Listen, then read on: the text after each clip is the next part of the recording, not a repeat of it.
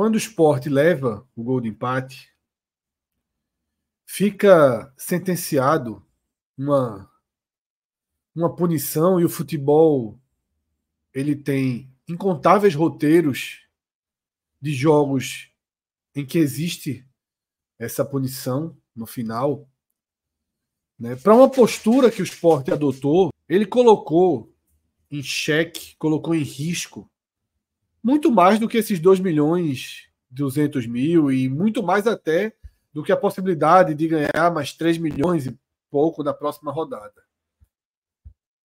Ele colocou em xeque o início de temporada, a construção da temporada, a recuperação do moral e do ânimo, algo que eu não esperava que acontecesse com um clube tão rápido e tão cedo em 2024. Quem acompanha nosso programa regularmente, Celso, sabe que a minha visão pós permanência na Série B, da forma que foi, com aquela queda absurda de rendimento, gradual, lenta, dando todos os sinais. Exatamente, tudo aquilo, aquele sentimento negativo que foi deixado no clube pela forma com que Anderson se relacionava, pelo grupo Wagner, pela forma com que o presidente e a direção estavam agindo naquele momento. Para mim, a pancada era forte o suficiente para deixar o Sport cabeça baixa nesse início de temporada. Mas um gasto significativo de dinheiro, pagou, digamos assim, entre aspas, e não tão entre aspas, pagou a retomada de um espírito. Mariano Sosso, seu perfil, seu jeito, seu estilo, sua forma de fazer o futebol, inclusive, também dá um lastro a mais nesse sentimento. Positivo. O Sport tem nessa temporada um sentimento positivo. O time foi o primeiro no Pernambucano, fez basicamente o que tinha que fazer. Está em primeiro no seu grupo da Copa do Nordeste, fazendo basicamente o que tinha que fazer, e avançou aí duas fases de Copa do Brasil.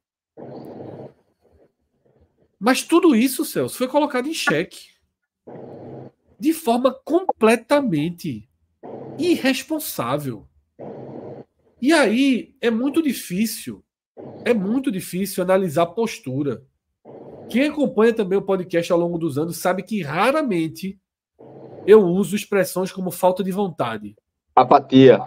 Eu não gosto muito dessas expressões, mas a postura de hoje foi uma postura de jogo de sexta rodada do Pernambucano. Sabe aquele jogo de sexta rodada que entram 8 reservas e 2, 3 titulares, que você faz um gol cedo e fica sem nem saber exatamente. Você fica naquele meio termo entre não se desgastar fisicamente e fazer o segundo gol para matar o jogo, e você acaba transformando sua atuação num grande nada. E esse ano teve um jogo, não é raro a gente citar, né, Cabral Neto aqui, até porque Cabral está em muitas transmissões e é um grande comentarista. Teve um jogo Sport Porto, tá? Não valia muita coisa não. Se brincar até essa sexta rodada que eu falei aqui como uma metáfora qualquer. E foi um jogo muito parecido com esse, muito parecido. Muito parecido. E teve um momento no segundo tempo que a Cabral falou o seguinte: quando você faz uma partida em que você não está focado e concentrado para fazer o segundo jogo, para matar o jogo, por mais fraco que seja o adversário, por menos ameaçador que seja o adversário, ele está sempre muito vivo.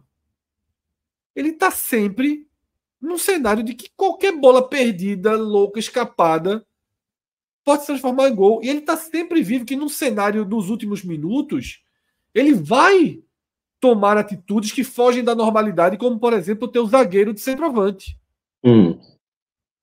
Que foi o caso que sai o gol do Muricy. O gol do Muricy é marcado pelo zagueiro, que está ali de centroavante. Cruzamento no segundo pau, carrinho, um cara jogando de centroavante e aproveitando um cochilo da linha defensiva do Sport. Isso. E aí o que acontece? Tudo que Cabral falou naquele jogo contra o Porto e não aconteceu naquele dia, se materializou nessa quarta-feira, tá? E ao se materializar, levou o Sport para uma situação absurda, tá? O impacto foi muito grande, tanto que gerou um temor de como o time chegaria, de como os jogadores chegariam para as cobranças de pênalti. Porque que assim, acaba sendo um capítulo à parte, né? A turma foi bem, né? É muito bem. Que é um soco daquele que o time leva, que você pensa, cacete, quantas bolas eu podia ter acelerado? Porque, para terminar, Celso, para terminar a assinatura do que foi o jogo, quando o Sport leva o gol, o Sport bate o centro, tem 30 segundos e constrói uma jogada com e perde um gol na linha da pequena área. Do goleiro, mas constrói com absoluta facilidade. E aí Sim. o Muricy já estava todo recuado de novo.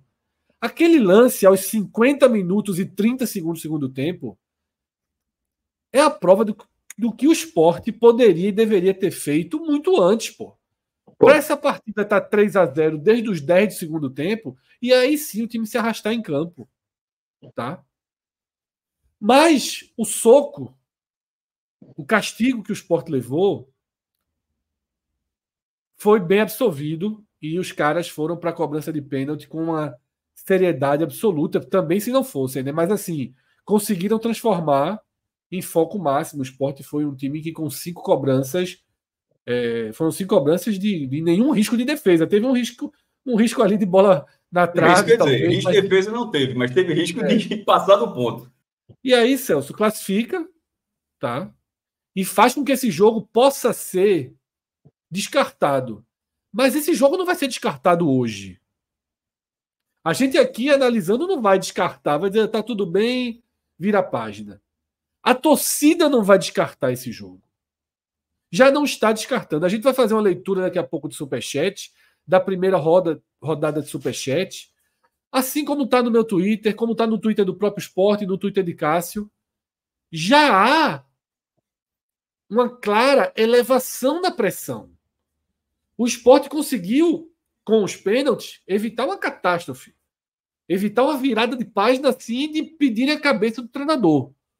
Está muito assim claro, Fred, está muito claro que a torcida, de certa forma, fez uma concessão pela boa montagem de time e pelo bom começo de campeonato, de temporada, assim, de maneira geral, característica dos atletas, perfil de entrega.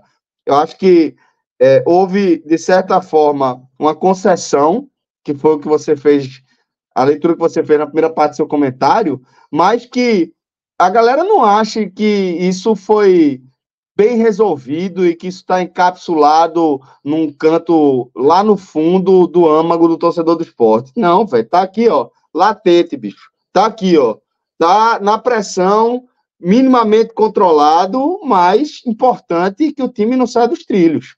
Mas aí, um jogo como o de hoje, o minimamente controlado começa a dar brecha, Celso. É minimamente. Eu já vi no Twitter, porque o que é que acontece? O que é que eu chamo de elevação da pressão? Mariano Sosso, ele tem o apoio de muitos, mas tem o nariz torcido de outros também. Uhum. Então você já vê hoje uma carga de críticas muito maior ao treinador. Tá? Uma cara de críticas que virão de forma mais contundente. Porque a repetição da forma de jogar, a repetição da lentidão na saída de bola, isso vai irritando. A partida contra o Santa Cruz foi muito ruim. E foi a partida anterior. Esse jogo não está tão deslocado assim da realidade. Ele já está encaixado no jogo do Santa Cruz. E aí, essas duas partidas encaixam em jogos do início da temporada. Tá? Então você tem pressão maior sobre o treinador. Você tem os jogadores que já eram mais contestados, como Felipe e Filipinho, que vão para um nível de descontentamento que já vai levar à perseguição. Filipinho é culpado pelo gol. Filipinho é culpado pelo gol. Mas se tivesse 3-4-0, aquela bola nem aconteceria. Aquela bola nem aconteceria. Então, veja como Esse tipo de postura expõe o treinador, expõe os jogadores. Isso. E vou mais além. Até quem vinha bem perde a gordura. Já tem tuitadas criticando duramente Gustavo Coutinho, responsabilizando o Gustavo Coutinho pelo resultado. E talvez seja mesmo responsável. E talvez seja mesmo um dos principais responsáveis. Veja como o cenário, Celso, ele começa a apresentar cisões. E é perigoso quando o cenário vai para essas cisões. No sábado tem uma partida muito determinante para o humor do torcedor e pode reequalizar isso em caso de uma boa atuação. Mas se repetir, esse problema vai sendo... Primeiro, vai ficando enraizado, e aí as críticas vão começar cada vez a ter mais lógica, a ficar mais balizadas.